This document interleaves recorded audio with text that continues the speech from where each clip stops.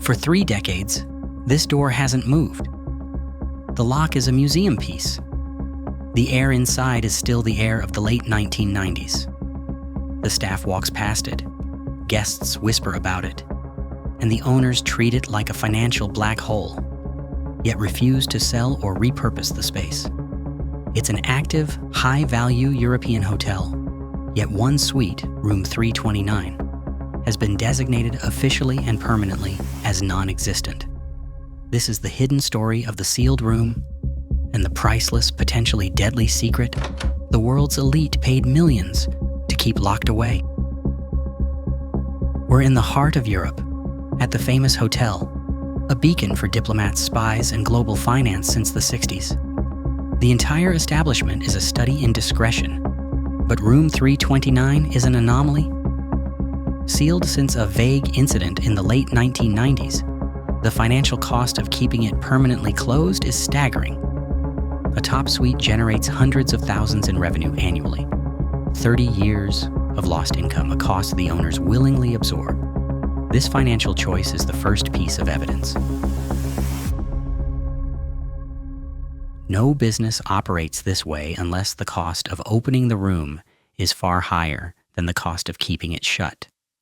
The staff legends are the only public record electrical surges that coincide with major geopolitical events. The faint sound of an unidentified low hum from within the walls. Security protocols on that floor that are tighter than the National Bank vault.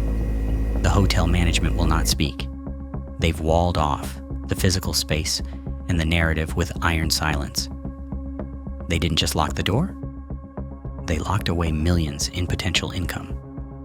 The true value of this room must be measured not in euros, but in secrets protected.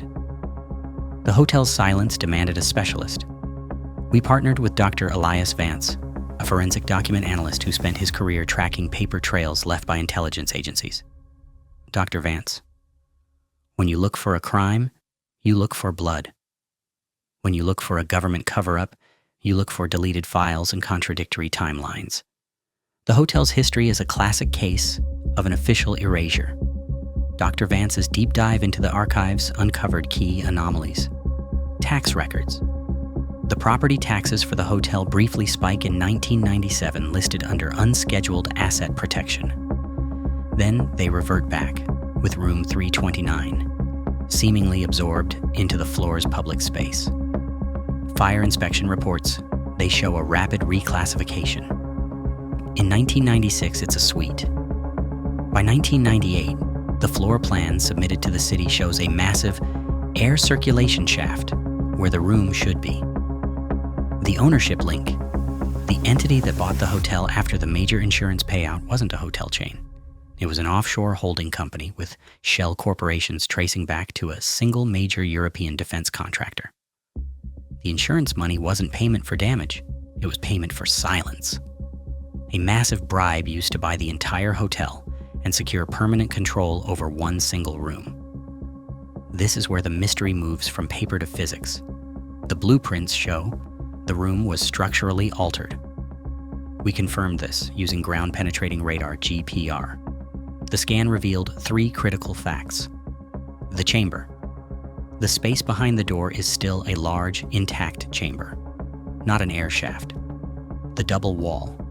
A reinforced interior wall was installed after the hotel was built, heavily soundproofed and structurally isolated. The anomalies.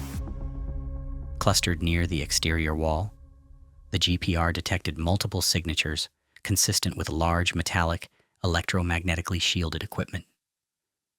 We introduced a specialized audio recorder near the wall. For 3 weeks, we captured data, hoping for the faint ticking described by the housekeeper. What we recorded was far more unsettling. Dr. Vance, that sound profile isn't a refrigerator or ventilation. The whine is from a high-voltage power transformer. The clunk is likely an automated cooling pump or a solenoid switching a major power load. This room is not passive, it's running hot day and night.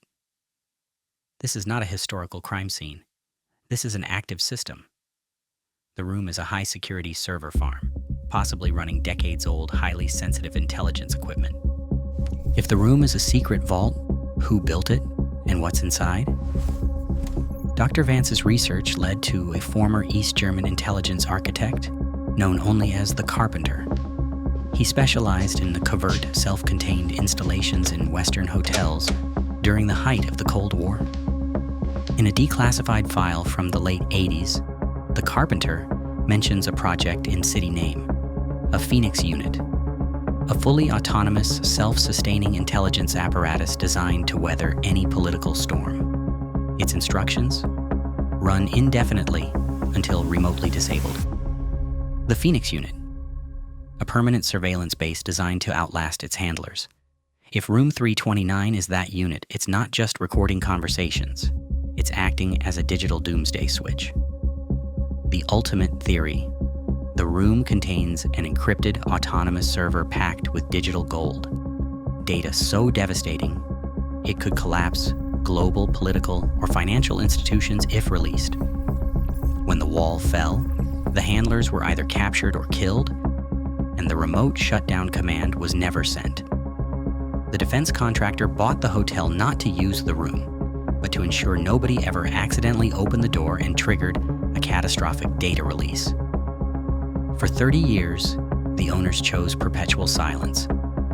But the recent renovation filings, classifying the room as a non-structural service closet, mean they are finally making a move.